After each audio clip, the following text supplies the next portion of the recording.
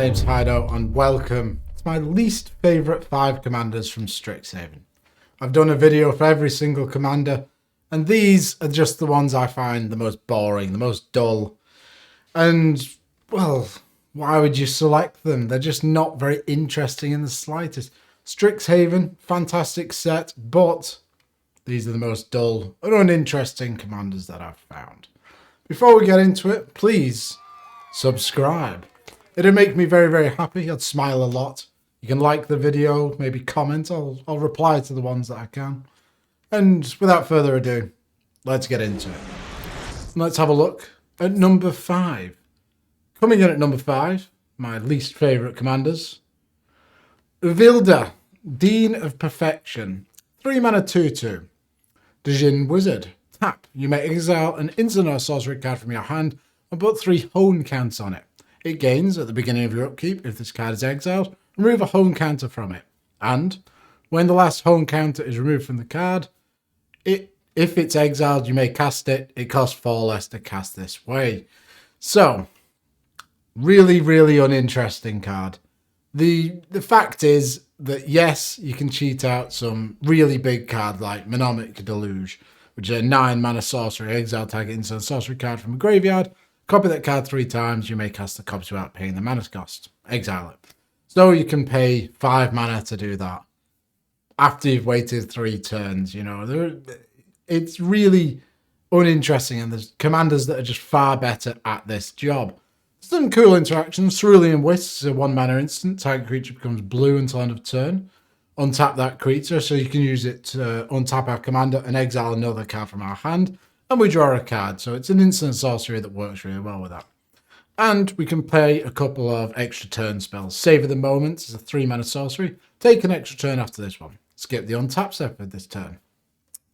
So, you know, we can remove a hone counter. We don't get to untap our commander, so we can't exile another card. It's just, there's cards that just do it a lot better.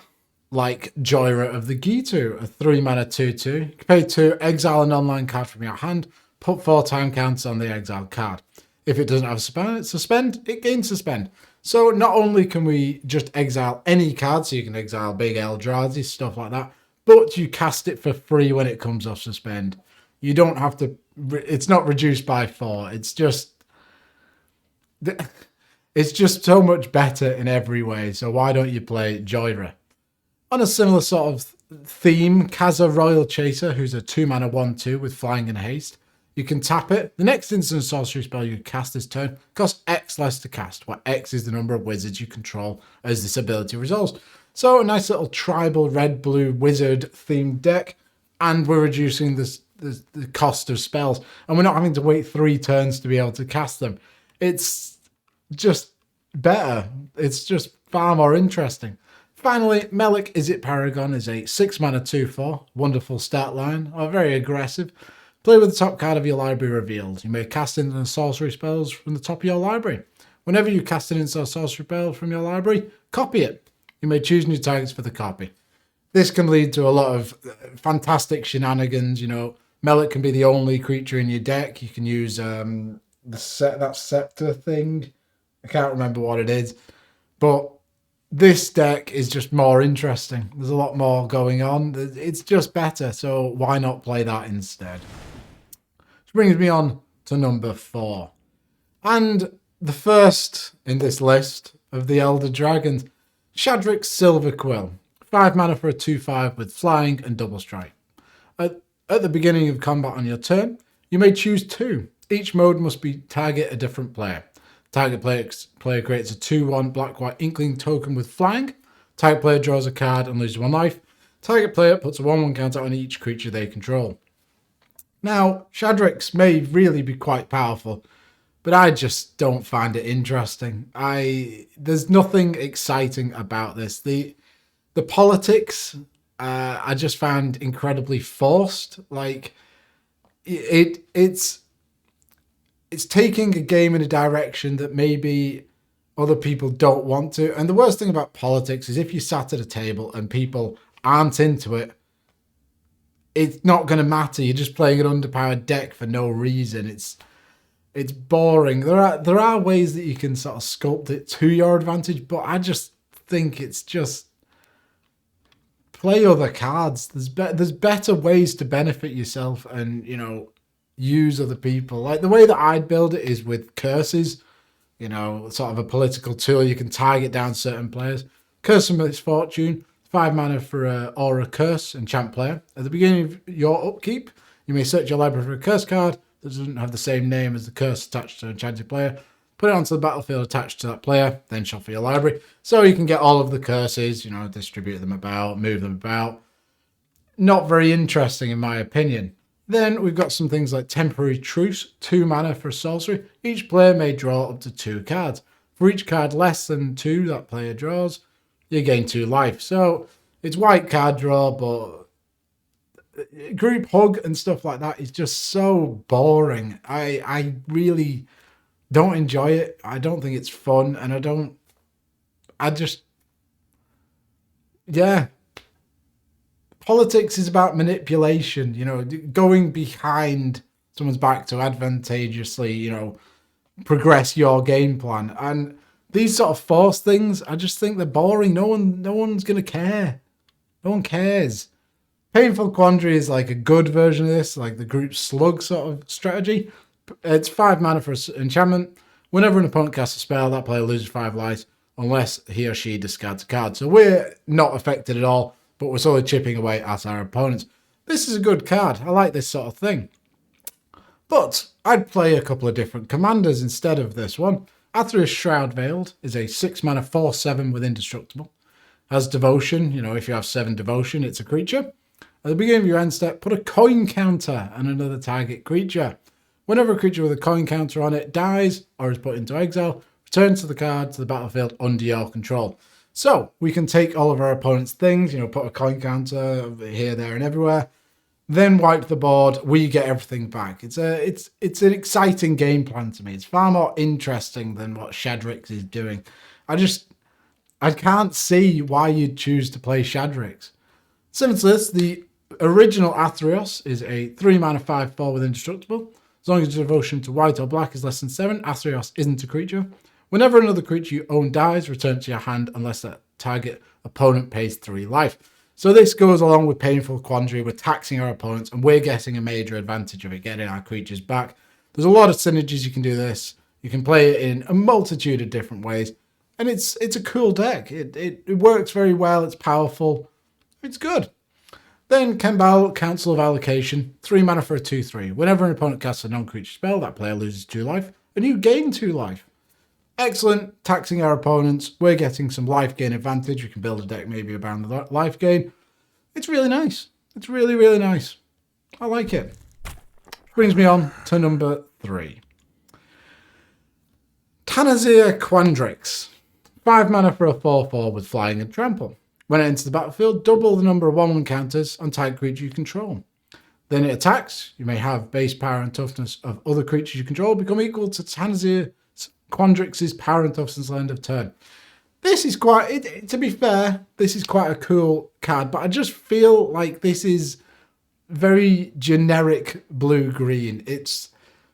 I just don't find much interesting about it. Like, it's doubling counters. It's a classic green-blue thing to do. And then it's an overrun that'll kill our opponents. It's just boring. I just find it boring. There are a couple of cool cards. Master Biomancer is an excellent card with this. 4 mana for a 2/4. Each other creature you control enters the battlefield with a number of additional 1/1 counters on it equal to Master Biomancer's power as a mutant in addition to its other types. So Tanazir will come into a 6/6. When he swings through, everything's a 6/6. And also, with Tanazir coming in with counters, you can double the amount of counters on himself. So it'll be an 8/8. Quite cool. Got Eternal Ronus. 5 mana for a 5/5 with Death Touch. When it enters, double the power of each other creature you control until end of turn. Those creatures gain vigilance until end of turn. And when it dies, you know, put it third from the top. Again, double the power, swing in, massive thing. It's just the creator who sort of green strategy though, isn't it? Just pump all your creatures, turn them sideways. Bit dull. Iridescent Horn Beetle is a cool include in this. 5 mana for a 3/4. Beginning of your end step, create a 1/1 green insect creature token for each 1/1 counter you put onto a creature under your control this turn. So this does everything that the deck wants to do. It interacts with 1/1 counters exceptionally well and creates a wide board for our commander to swing in, pump every one last of our creatures. But I'd play a couple of different commanders. Rolesque Apex Hybrid, 5 mana for a 4/5 with flying and trample. When it comes to the battlefield, put 2 1/1 counters on another target creature control, very similar. And then when it dies, proliferate, then proliferate again. The fact that it's on a dies trigger in green-blue, you know, you've got to think about how you're going to use that. You know, do you put it under a Mimic Vat and then constantly the tokens, sacrifice the tokens, keep proliferating? Could play well with Planeswalkers. There's a lot of play to this, and that's what I enjoy. It's not a very direct card. You have to think about the sort of direction you're going to take it in. Eric Smithy's Slumbering Owl, 4 mana for a 12/12. Dear God, look at the size of him. He enters the battlefield tapped with 5 slumber counters on it.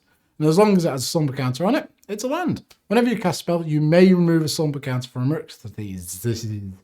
So, sort of plays with counters. Obviously, you don't want to be doubling the amount of counters on this. But it's an interesting ramp sort of commander. Having a massive 12/12 can smash in for a ton of damage, or you can use some untap effects, you know, like Freed from the Real.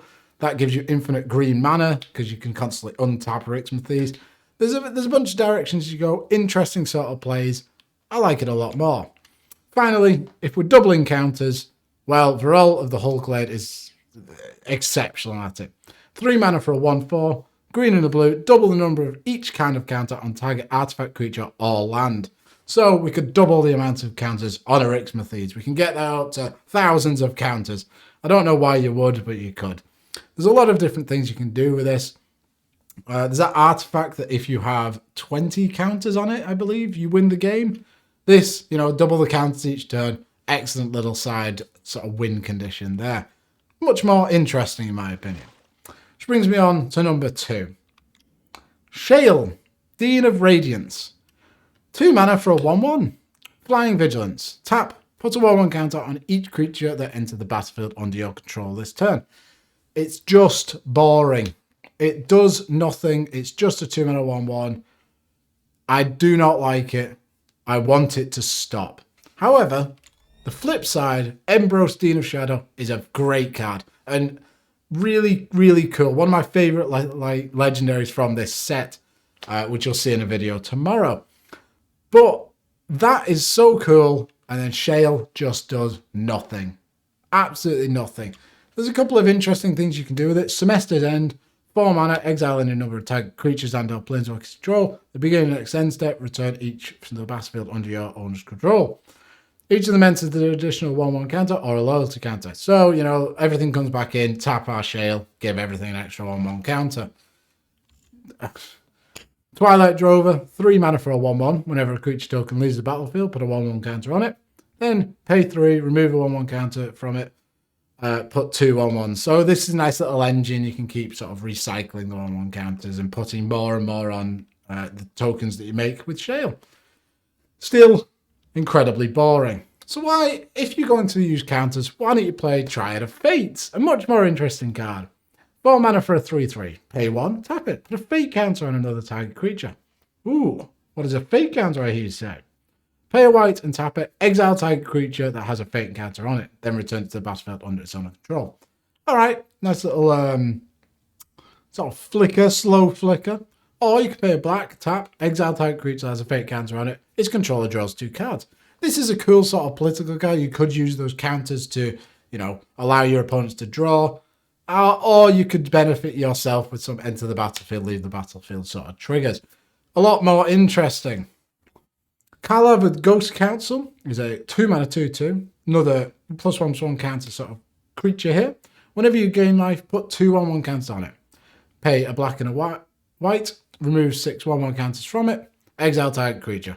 Really cool sort of aggressive card. Cares about life gain, which is, you know, something that you can build around. I don't really like life gain, but this is something that has more play to it.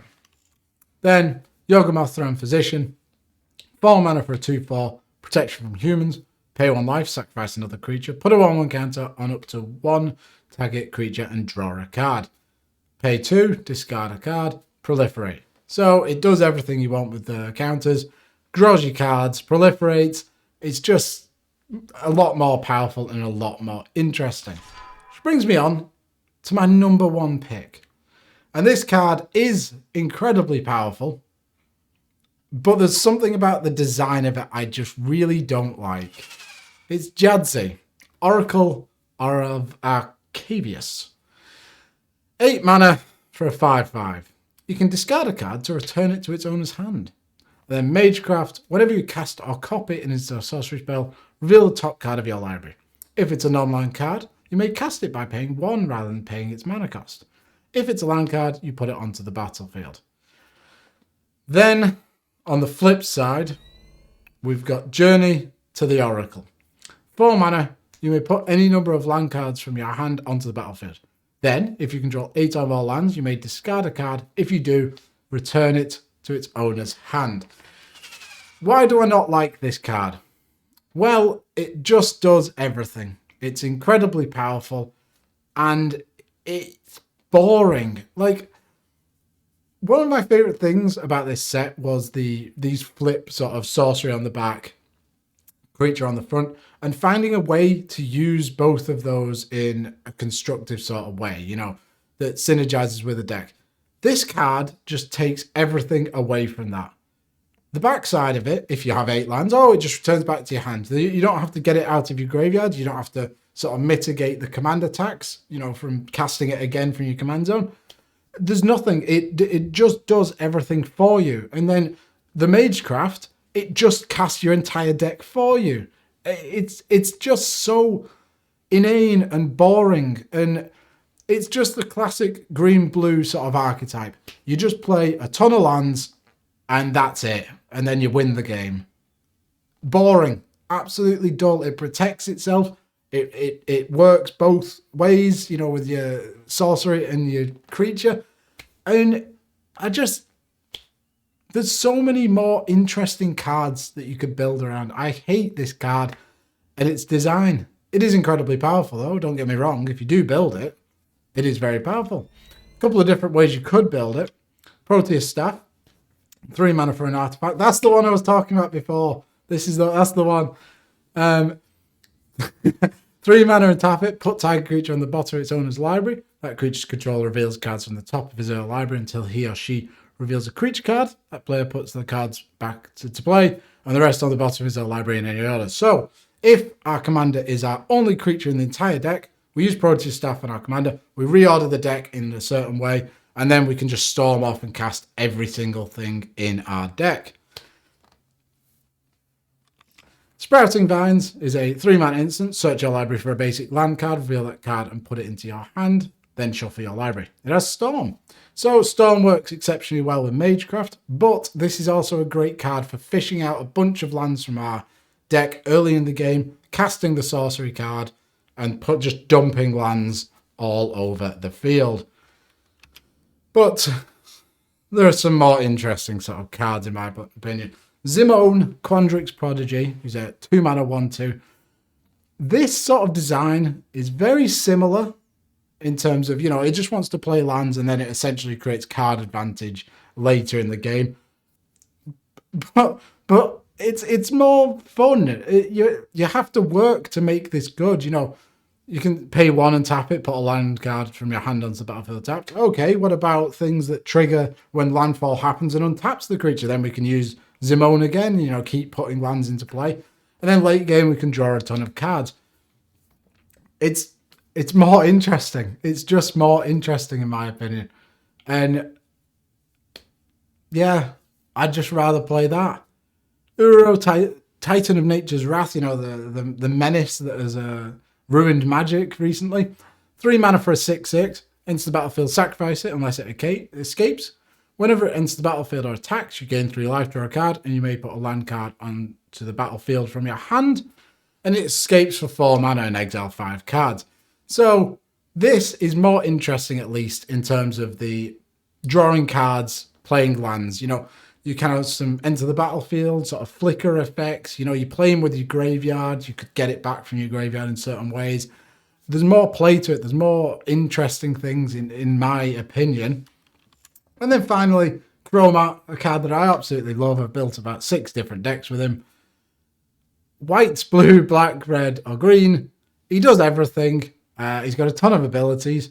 And he's just interesting. You could build anything into him. You know, you could make him into whatever you want. I'd rather play that, in all honesty. And that is my 5 worst commanders in this set. Very personal opinions. You know, they can all be built in powerful ways. And if you like them, good for you. I just don't. That's my opinion. So thank you very much for watching. If you like this, please subscribe, comment, and all that sort of rubbish. And I'll see you soon. Bye.